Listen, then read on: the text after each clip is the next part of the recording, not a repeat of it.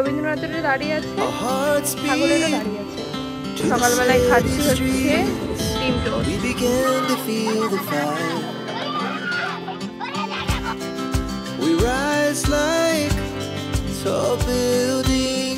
Good morning everyone. আজকে হচ্ছে আমাদের শান্তিনিকেতনের ডে 2। তো এখন মোটামুটি সকাল 8টার অনেক বেশি বেজে গেছে। ভেবেছিলাম সকালবেলায় 6টায় উঠে আমরা হাঁটতে বেরোবো। কালকে রাতেও আমরা অনেকটা সময় অবধি হেঁটে এসছি, প্রায় 10টা অবধি। তো আমাদের তখনও মনে হয়েছিল যে আরও যাই, কিন্তু তখন যাওয়া হয়নি রাত হয়ে যাওয়ার কারণে। তো আজকে ভেবেছি যে আবার হাঁটতে যাবো, বিশ্বভারতীর দিকেই যাবো। তো চলো আগে একটু হেঁটে আসি, তারপরে আবার ঘুরতে বেরোবো সোনাঝুরি হাটের উদ্দেশ্যে। তো তারপরে আরো অনেক কিছু দেখার আছে আজকে, সমস্ত কিছু তোমাদের সঙ্গে শেয়ার করবো। আশা করি আজকের ভিডিওটা তোমাদের খুব ভালো লাগবে। তো শেষ পর্যন্ত ভিডিওটা দেখতে থাকো। তো বেরিয়ে পড়েছি হাঁটতে। তো চলো কতদূর কি যাওয়া যাক, কোনো সীমা নেই, কোন অবধি যাবো কোনো ঠিক নেই। তো চলো যেতে যেতে দেখা যাক কি দেখি সবটাই তোমাদের সাথে শেয়ার করব। তো এই যে একটা বাড়ি দেখতে পেলাম, এত সুন্দর ফুল ফুটে আছে রাস্তার পাশে, ভীষণ ভাল লাগছে। বাড়ির ভেতরেও অনেক ফুল আছে, তবুও বাড়ির ভেতরে আমি না পারমিশন নিয়ে কি করে ভিডিও করি, তাই আর সেটা করিনি। অল্প, একদম অল্প। কালকের মতন যদি হয় আবার। কি খেতে এসেছি এখন ব্রেকফাস্টে? আমরা ডিম তো আর চা খেতে এসেছি। দেখি তো চাটা দেখা। সকালবেলায় খাচ্ছি হচ্ছে ডিম টোস্ট। এদিক কি করে ও? ব্লগ না ব্লগ দীপ বলছে আমরা নাকি ব্লগ করি, তাই তো? ব্লগ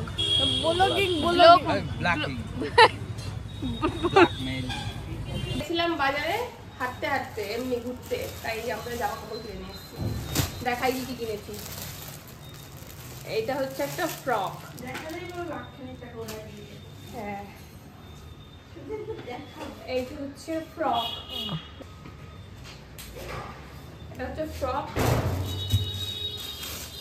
আর এইটা হচ্ছে একটা নতুন জিনিস, পরে কেমন লাগবে আমি নিজেও জানি না। আগে দুটো দেখাই।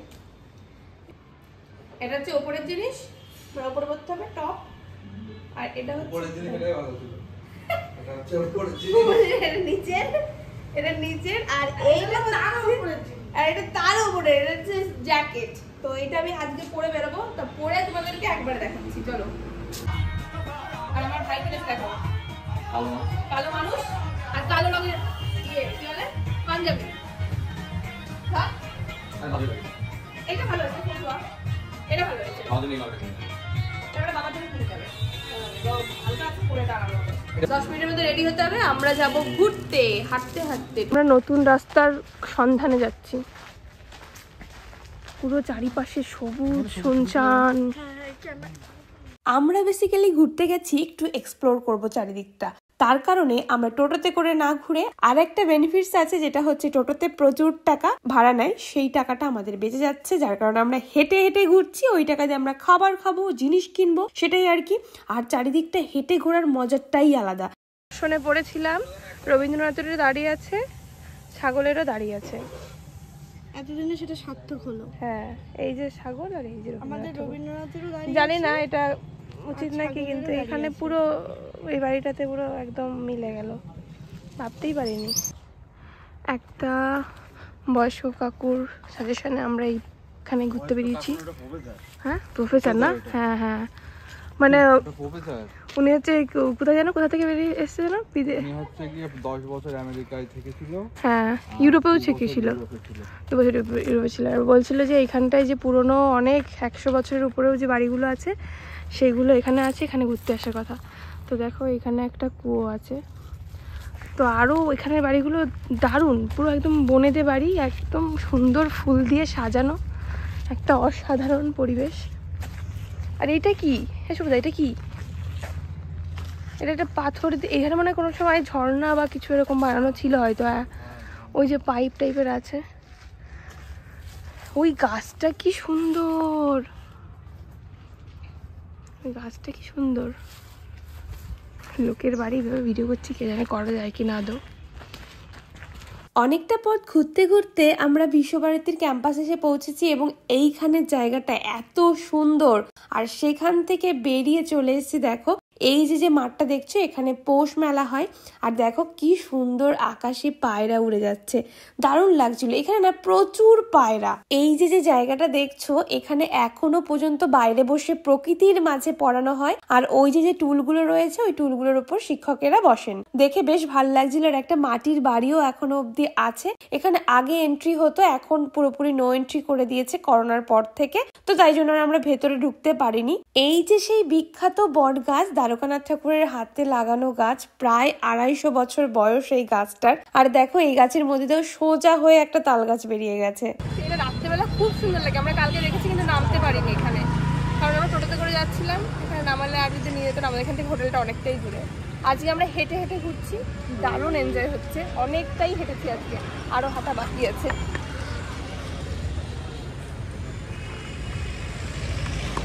আমার বোন দেখো বাড়ি থেকে ছবি তুলে নিয়ে এসছে এই জায়গাটা, এই যে এই গাছটার মাঝখান দিয়ে গেছে ঘরের মধ্যে দিয়ে।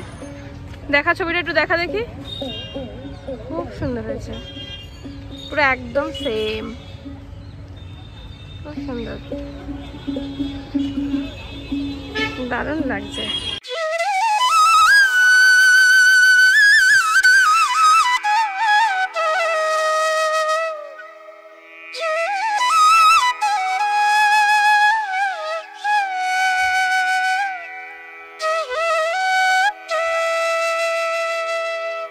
আমরা মিউজিয়ামের সামনে বসে আছি। স্টুডেন্টদের বলেছে 10 টাকা করে এন্ট্রি ফি। আমার ভাইয়ের একমাত্র স্টুডেন্টের আছে জিনিস, আর দেখো এর স্টুডেন্টের জিনিস আছে, তখন থেকে একভাবে খুঁজে যাচ্ছে কিন্তু পাচ্ছে না। ও কলেজে পড়ে, ও কিচ্ছু খুঁজে পাচ্ছে না। কি বলবো, আর স্টুডেন্টের 10 টাকা করে, আর আমাদের নর্মাল সবার হচ্ছে 100 টাকা করে টিকিট। তাই আমরা ঢুকতে পারছি না, দিয়ে বসে আছি, না খাওয়া দাওয়া করেছি না। স্যার ওই যে দাঁড়িয়ে আছে ওই ভাইয়েরও কিন্তু স্টুডেন্ট কার্ড আছে, মানে ও কলেজে পড়ে, কিন্তু ও খুঁজে পাচ্ছে না। মানে এদের কি বলবো, আমার ভাই একমাত্র দেখিয়ে দিয়েছে। আমরা মনে করছি এখন যে ওকে 10 টাকাতে ভেতরে ঢোকাবো, যে ভেতরে কি আছে ও দেখে আসুক, দিয়ে আমাদের বলবে। তারপরে যদি মনে হয় যে না প্রফিট আছে, 100 টাকা দিয়ে গিয়ে আমরা ঠিক কিছু দেখতে পাবো, তবে আমরা টিকিট কেটে ঢুকবো। এবার দেখা যাক কি করা যায় আর কি। এবার চলে এসেছি শান্তিনিকেতনের এক বিশেষ আকর্ষণের কাছে, মানে দই আর রাবড়ি। মোটামুটি অনেকেই জানো শান্তিনিকেতনের দই আর রাবড়ি কতটা ফেমাস। তো আমরা যথারীতি একটা কাকুর কাছ থেকে রাবড়ি নিয়ে নিয়েছি অলরেডি একটা। তো ভাই তো বললো বেশ ভালো খেতে, এবার আমার ট্রাই করার পালা। আমার রাবড়িটা সব থেকে বেশি ভালো লেগেছে, এমনকি দইটাও কিন্তু দারুণ খেতে। তবু আমি যেহেতু মিষ্টি একটু বেশি পছন্দ করি, তাই রাবড়িটাই আমার বেশি ভালো লেগেছে। এমনিতে কিন্তু দুটোই খুব সুন্দর খেতে। আর তারপরেই চলে গেছিলাম আমরা দুপুরের খাবারটা খেতে। আর এখানে এসে একটা জিনিস বুঝলাম, এখানকার লোকের আলু পোস্ত খুব ফেভারিট, সব জায়গাতেই আলু পোস্ত দিচ্ছে। এবার চলে এসেছি আমরা সুন্দর একটা জায়গায়, পুরো বাগান, আর তারপরেই একটা গ্রাম আছে, সেই গ্রামেই যাব। চল গ্রামের দিকে যাই, সামনের দিকে একটা গ্রাম আছে, আমরা ওই দিকটাই যাবো এখন। এই যে হচ্ছে মাটির বাড়ি।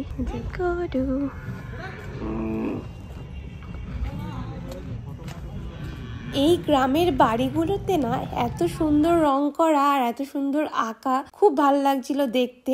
আর দেখো আকাশে কত পাখি উড়ে যাচ্ছিল, আর প্রত্যেকটা বাড়িতে না এরকম হাড়ি বাঁধা ছিল যে এগুলোর মধ্যে সে পায়রা থাকে, আর সেই পায়রাগুলোই এই যে আকাশে উড়ছিল, ভীষণ সুন্দর লাগছিল। আর এই যে দেখছো যে কুয়োটা, এই কুয়োটা না অনেকটা গভীর। আমি সামনাসামনি হয়তো এই প্রথমই কুয়ো দেখলাম। দেখো অনেকটাই গভীর, একবার তো ভাবছিলাম আমার ফোনটা না পড়ে যায়। তো চলো এবার পুরো গ্রামটাই ঘুরে দেখি একটু আর কি। আজকের পরিবেশটাও সুন্দর লাগছে দেখতে। সত্যি কথা বলতে শান্তিনিকেতনের মানুষ সত্যিই শান্তির খোঁজেই আসে বলতে পারো, আমার তো তাই মনে হয়। কারণ এখানে এসে একটা জিনিস রিয়েলাইজ হলো যে একটু ফাঁকা জায়গায় গিয়ে অনেকটা রিল্যাক্সেশন হবে মাইন্ডের, মানে বেশ অনেকদিন পর। যেমন এখানে গ্রামটা বেশ ফাঁকা, গ্রামের মানুষজনদের ছবি তুলতে দেয় না যদিও, কিন্তু তুমি গ্রামে ঢুকে নিজের ছবি এবং ঘর বাড়ির ছবি তুলতেই পারো। এখানে নাকি বাহা সিরিয়ালের শুটিং হয়েছিল, সেটাও শুনলাম। আর এই যে রাঙামাটি, এটা দারুণ লাগছে। আর আমার ফার্স্ট টাইম শান্তিনিকেতনে আসা, তো ভীষণ ভালো লাগছে, খুব এনজয় করে ঘুরছি। কালকেই বাড়ি চলে যাব, তো বেশ আনন্দেই কিন্তু কাটছে। তো এরপরে কিছু শপিং করার আছে, ইচ্ছা আছে, দেখা যাক কেমন কি জিনিস কেনা যায়, সবটাই তোমাদের সাথে শেয়ার করব। আর বেশ ভালো লাগছে। আর আজকে পুরো যতটা ঘোরা সম্পূর্ণটা কিন্তু হেঁটেই ঘুরেছি, পুরোটাই হেঁটে ঘুরেছি। মানে আমাদের হোটেল থেকে বিশ্বভারতী অবধি সোজাসুজি যাইনি, আমরা ওখান থেকে পুরো ঘুরে মানে অন্য রাস্তাতে গিয়ে ঘুরে আমরা বিশ্বভারতীতে গেছি, গিয়ে অনেকক্ষণ থেকে এদিকে ওদিকে ঘোরাঘুরি করে অ্যান্ড দেন এই টোটো খাবার খেয়ে টোটো ধরে এই গ্রামটাতে আসলাম। তো এখান থেকে বেরিয়ে আমরা যাবো এবার হাটে। আর এই যে হয়তো শিশু শিক্ষা কেন্দ্র, এখানে হয়তো এখানকার বাচ্চারা পড়াশোনা করে। তো এই যে বেশ সুন্দর সুন্দর করে সাজানো, এটা বেশ ভালো লাগে দেখতে। এখানকার সব কিছুতেই আমরা এমনকি যে হোটেলটায় আছি চারিদিকে এরকম ছবি আঁকা, যেগুলো খুব সুন্দর লাগে দেখতে। এইগুলো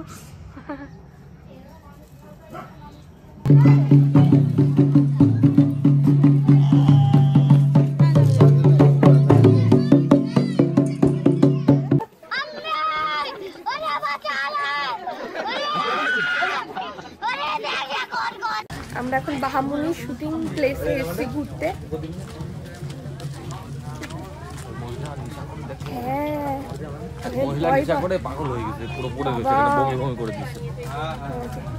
এই যে গোলাটা, এই গোলাটা হচ্ছে শুটিং করার জন্য নাকি, এখানে শুটিং হয় বিভিন্ন গ্রামের শুটিং, সেগুলো আর কি।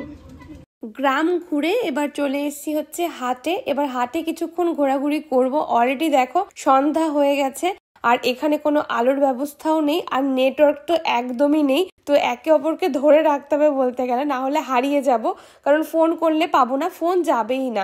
আর এই যে আমি এখানে এসে না প্রচুর বিদেশি দেখলাম, আমি ভাবতে পারিনি শান্তিনিকেতনে এত বিদেশি ঘুরতে আসে, মানে বিদেশি টুরিস্ট প্রচুর প্রচুর দেখেছি। শান্তিনিকেতনের ডে 3 একটা ধামাকাদার ভ্লগ আসবে এরপর, তো আশা করি সেটা আরো বেশি ভালো লাগবে। তো আজকের মতো ভিডিওটা এই অবধি, দেখা হচ্ছে নেক্সট ভিডিওতেই। টাটা।